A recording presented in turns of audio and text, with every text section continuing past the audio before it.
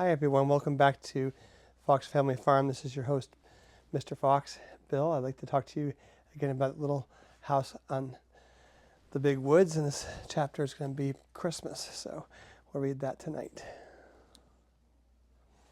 Christmas was coming. The little log house was almost buried in snow. Great drifts were blanked against the walls and windows, and in the morning when Pa opened the door, there was a wall of snow as high as Laura's head. Pa took the shovel and shoveled it away, and then he shoveled the path to the barn where the horses and the cows were snug and warm in their stalls. The days were clear and bright. Laura and Mary stood on chairs by the window and looked out across the glittering snow at the glittering trees. Snow was piled all along their bare, dark branches, and it sparkled in the sunshine. Icicles hung from the eaves of the house to the snowbanks, great icicles as large as the top of Laura's arm. They were like glass and full of sharp lights. Pa's breath hung in the air like smoke when he came along the path from the barn. He breathed it out in clouds, and it froze in white frost on his mustache and his beard. When he came in, stamping the snow from the boots, and caught up Laura in a bear hug against his cold big coat, his mustache was beaded with little drops of melting frost. Every night he was busy working on a large piece of board and two small pieces. He whittled them with his knife. He rubbed them with sandpaper and with the palm of his hand until when Laura touched them they felt soft and smooth as silk. Then with his sharp jackknife he worked at them, cutting the edges of the large one into little peaks and towers, with a large star carved on the very tallest point. He cut little holes through the wood. He cut the holes in shapes of windows and little stars and crescent moons and circles. All around them he carved tiny leaves and flowers and birds. One of the little boards he shaped in a lovely curve, and around its edges he carved leaves and flowers and stars, and through it he cut crescent moons and curlicues. Around the edge of the smallest board he carved a tiny flowering vine. He made the tiniest shavings, cutting very slowly and carefully, making whatever he thought would be pretty. At last he had the pieces finished, and one night he fitted them together. When this was done, the large piece was a beautiful carved back for a smooth little shelf across the middle. The large star was at the very top of it. The curved piece supported the shelf underneath, and it was carved beautifully too, and the little vine ran around the edge of the shelf. Pa had made this bracket for Christmas presents for Ma. He hung it carefully against the log wall between the windows, and Ma stood her little china woman on the shelf. The little china woman had a china bonnet on her head, and china curls hung against her china neck. Her china dress was laced across in front, and she wore a pale pink china apron and little gilt china shoes. She was beautiful, standing on the shelf with flowers and leaves and birds and moves carved all around her, and the large star at the very top. Ma was very busy all day, cooking good things for Christmas. She baked salt rising bread and rye and ginger bread and Swedish crackers and a huge pan of baked beans with salt pork and molasses.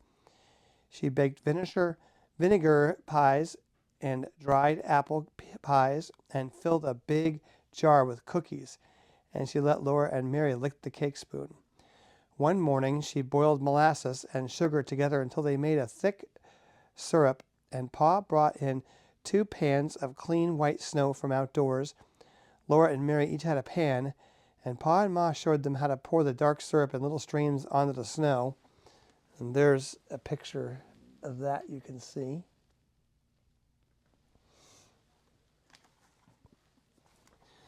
They made circles and curlicues and squiggly things, and these hardened at once and were candy. Laura and Mary might eat 1 piece each, but the rest was saved for Christmas Day. All this was done because Aunt Eliza and Uncle Peter and the cousins Peter and Alice and Ella were coming to spend Christmas. The day before Christmas they came. Laura and Mary heard the gay ringing of sleigh bells, growing louder every moment, And then the big bobsled came out of the woods and drove up to the gate. Aunt Eliza and Uncle Peter and the cousins were in it, all covered up under blankets and robes and buffalo skins. They were wrapped up in so many coats and mufflers and veils and shawls that they looked like big shapeless bundles. When they came in, the little house was full and running over. Black Susan ran out and hid in the barn, but Jack leaped in circles through the snow, barking as though he would never stop. Now there were cousins to play with. As soon as Aunt Eliza had unwrapped them, Peter and Alice and Ella and Laura and Mary began to run and shout. At last, Aunt Eliza told them to be quiet, and Alice said, "I'll tell you what's due. Let's make pictures." Alice said they must go outside to do it, and Ma thought it was too cold for Laura to play outdoors. But when she saw how disappointed Laura was, she said she might go after all, for a little while. She put on Laura's coat and mittens and the warm cape with the hood and wrapped the muffler around her neck and let her go. Laura had never had so much fun. All morning she played outdoors in the snow with Alice and Ella and Peter and Mary, making pictures. The way they did it was this. Each one by herself climbed up on a stump, and then all at once, holding their arms out wide, they fell off the stumps into the soft, deep snow. And then all at once, holding their arms out wide, they fell off the stumps into the deep snow. They fell flat on their faces. Then they tried to get up without spoiling the marks they made when they fell. If they did it well, there in the snow were 5 holes shaped almost exactly like 4 little girls and a boy in arms and legs and all. They called these their pictures. They played so hard all day that when the night came, they were too excited to sleep. But they must sleep or Santa Claus would not come. So they hung their stockings by the fireplace and said their prayers and went to bed. Alice and Ella and Mary and Laura all in one big bed on the floor. Peter had the trundle bed. Aunt Eliza and Uncle Peter were going to sleep in the big bed, and another bed was made on the attic floor for Pa and Ma. The buffalo robes and all the blankets had been brought in from Uncle Peter's sled, so there were covers enough for everyone. Pa and Ma and Aunt Eliza and Uncle Peter sat by the fire talking, and just as Laura was drifting off to sleep, she heard Uncle Peter say, "Eliza had a narrow squeak the other day when I was away at Lake City. You know Prince, that big dog of mine?" Laura was wide awake at once. She always liked to hear about dogs. She lay still as a mouse and looked at the firelight flickering on the log walls and listened to Uncle Peter. "Well," Uncle Peter said, "early in the morning Eliza started to the spring to get a pail of water, and Prince was following her. She got to the edge of the ravine where the path goes down to the spring, and all of a sudden Prince set his teeth in the back of her skirt and pulled. You know what a big dog he is. Eliza scolded him, but he wouldn't let her go. He's so big and strong she couldn't get away from him.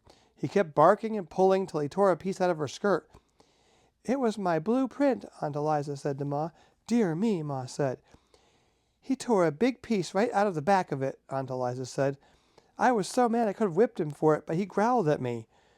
"Prince growled at you?" Pa said. "Yes," Aunt Eliza said. "So then she started on again toward the spring," Uncle Peter went on. "But Prince jumped into the path ahead of her and snarled at her. He paid no attention to her talking and scolding. He just kept on showing his teeth and snarling. And when she tried to get past him, he kept in front of her and snapped at her. That scared her." "I would think it would," Ma said. "He was so savage I thought he was going to bite me," said Aunt Eliza. "I believe he would have." "I never heard of such a thing," said Ma. "What on earth did you do?" "I turned right around and ran into the house where the children were and slammed the door," Aunt Eliza said. "Of course, Prince was savage with strangers," said Uncle Peter, "but he was always so kind to Eliza and the children that I felt perfectly safe to leave them with him." Eliza couldn't understand it at all. After she got into the house, she kept pacing around it and growling. Every time she started to open the door, he jumped at her and snarled. "Had he gone mad?" said Ma. "That's what I thought," Aunt Eliza said. Didn't know what to do. There I was shut up in the house with the children and not daring to go out, and we didn't have any water. I couldn't even get any snow to melt. Every time I opened the door as much as a crack, Prince acted like he would tear me to pieces." "How long did this go on?" Pa said. "All day till late in the afternoon," Aunt Eliza said. "Peter had taken the guns or I would have shot him." "Along late in the afternoon," Uncle Peter said. "He got quiet and lay down in the front of the door. Eliza thought he was asleep, and she made up her mind to try to slip past him and get to the spring for some water. So she opened the door very quietly, but of course he woke up right away. When he saw that she had the water pail in her hand, he got up and walked ahead of her to the spring, just the same as usual. And there, all around the spring in the snow, were the fresh tracks of a panther. The tracks were as big as my hand, said Aunt Eliza. Yes, Uncle Peter said. He was a big fellow. His tracks were the biggest I ever saw. He would have got Eliza sure if Prince had let her go to the spring in the morning. I saw the tracks. He'd been lying up in that big oak over the spring, waiting for some animal to come there for water. Undoubtedly, he would have dropped down on her. Night was coming when she saw the tracks, and she didn't waste any time getting back to the house with her pail of water. Prince followed close behind her, looking back into the ravine now and then. I took him into the house with me, Aunt Eliza said, and we all stayed inside till Peter came home. Did you get him? Pa asked Uncle Peter. No, Uncle Peter said. I took my gun and hunted all around the place, but I couldn't find him. I saw more of his tracks. He'd gone on north, further into the big woods. Alice and Ella and Mary were all wide awake now, and Laura put her head under the covers and whispered to Alice, My, weren't you scared? Alice whispered back that she was scared, but Ella was scareder. And Ella whispered that she wasn't either any such thing. Well, anyway, you made more fuss about being thirsty, Alice whispered. They lay there whispering about it till Ma said, Charles, those children will never go to sleep unless you play for them. So Pa got his fiddle. The room was still and warm and full of firelight. Ma's shadow and Aunt Eliza and Uncle Peter's were as big and quivering on the walls in the flickering firelight, and Pa's fiddle sang merrily to itself. It sang Monkey Musk and the Red Heifer, The Devil's Dream, and Arkansas Traveler, and Laura went to sleep while Pa and the fiddle were softly singing, My darling Nellie Gray, they have taken you away. I've never seen my darling any more. In the morning, they all woke up almost at the same time. They looked at their stockings, and something was in them. Santa Claus had been there. Alice and Ella and Laura in their red flannel nightgowns, and Peter in his red flannel nightshirt, all ran shouting to see what he had brought. In each stocking there was a pair of bright red mittens, and there was a long, flat stick of red and white striped peppermint candy, all beautiful notched along each side. They were all so happy they could hardly speak at first. They just looked with shining eyes at those lovely Christmas presents. But Laura was happiest of all. Laura had a rag doll. She was a beautiful doll. She had a face of white cloth with black button eyes. A black pencil had made her eyebrows, and her cheeks and her mouth were red with ink made from the pokeberries. Her hair was black yarn that had been knit and raveled so that it was curly. She had little red flannel stockings and little black cloth gaiters for shoes, and her dress was pretty pink and blue calico. She was so beautiful that Laura could not say a word. She just held her tight and forgot about everything else. She did not know that everyone was looking at her till Aunt Eliza said, Did you ever see such big eyes? The other girls were not jealous because Laura had mittens and candy and a doll, because Laura was the littlest girl except baby Carrie and Aunt Eliza's little baby Dolly Varden. These babies were too small for dolls. They were so small they didn't even know about Santa Claus. They just put their fingers in their mouths and wriggled because of all the excitement. Laura sat down on the edge of the bed and held her doll. She loved her red mittens and she loved the candy, but she loved the doll best of all. She named her Charlotte.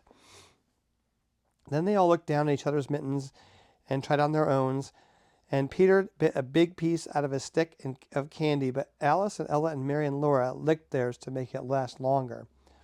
Well, well, Uncle Peter said, isn't there even one stocking with nothing but a switch in it? My, have you all been such good children? But they didn't believe that Santa Claus could really have given any of them nothing but a switch. That happened to some children, but it couldn't happen to them. It was so hard to be good all the time, every day for a whole year. You mustn't tease the children, Peter, Aunt Eliza said. Ma said, Laura, aren't you going to let the other girls hold your doll? She meant little girls must not be so selfish. So Laura let Mary take the beautiful doll, and then Alice held her for a minute, and then Ella. They smoothed the pretty dress and admired the red flannel stockings and the gaiters and the curly woolen hair. But Laura was glad when at last Charlotte was safe in her arms again. Pa and Uncle Peter each had a pair of new warm mittens, knit in little squares of red and white. Ma and Aunt Eliza had made them. Aunt Eliza had bought Ma a large red apple stuck full of cloves. How good it smelled! And it would not spoil, for so many cloves would keep it sound and sweet. Ma gave Aunt Eliza a little needle book she had made with bits of silk for covers and soft white flannel leaves into which stick the needles. The flannel would keep the needles from rusting. They all admired Ma's beautiful bracket, and Aunt Eliza said that Uncle Peter had better make one for her, of course, with different carvings. Santa Claus had not given them anything at all. Santa Claus did not give grown people presents, but that was not because they had not been good. Ma and Pa were good. It was because they were all grown up, and grown people must give each other presents. Then all the presents must be laid away for the while. Peter went out with Pa and Uncle Peter to do the chores, and Alice and Ella helped Aunt Eliza make the beds, and Laura and Mary sat at the table while Ma got breakfast. For breakfast there were pancakes, and Ma made a pancake man for each one of her children. Ma called each one in turn to bring her plate, and each would stand by the stove and watch, while with a spoonful of batter, Ma put on the arms and the legs and the head. It was exciting to watch her turn the whole little man over quickly and carefully on a hot griddle. When it was done, she put it smoking hot on the plate. There's a picture of the family all together there, you can see.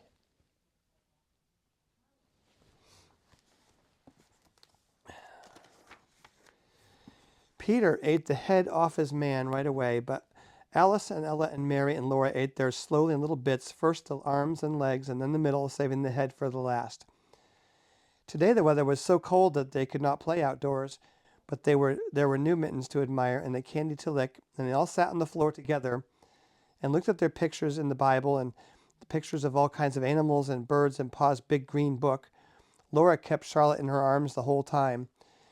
Then there was the Christmas dinner. Alice and Ella and Peter and Mary and Laura did not say a word at the table, for they knew that children should be seen and not heard. But they did not need to ask for second helpings. Ma and Aunt Eliza kept their plates full and let them eat all the good things they could hold. Christmas comes but once a year, said Aunt Eliza. Dinner was early because Aunt Eliza, Uncle Peter, and the cousins had such a long way to go. Best the horses can do, Uncle Peter said. We'll hardly make it home before dark. But as soon as they had eaten dinner, Uncle Peter and Pa went to put the horses to the sled, while Ma and Aunt Eliza wrapped up the cousins. They pulled heavy woolen stockings over the woolen stockings, and the shoes they were already wearing. They put on mittens and coats and warm hoods and shawls and wrapped mufflers around their necks and thick woolen veils over their faces. Ma slipped piping hot baked potatoes into their pockets to keep their fingers warm, and Aunt Eliza's fly irons were hot on the stove, ready to put at their feet in the sled. The blanket and the quilts and the buffalo robes were warmed too, so they all got into the big bobsled, cozy and warm, and Pa tucked the last robe well in around them. Goodbye, goodbye, they called, and off they went, the horses trotting gaily, and the sleigh bells ringing. In just a little while, the merry sound of the bells was gone, and Pa was singing, and in just a little while they could sing the Merry Christmas was over and what a happy Christmas it had been. And that's the end of the Christmas story. And thank you for watching tonight, and have a great night.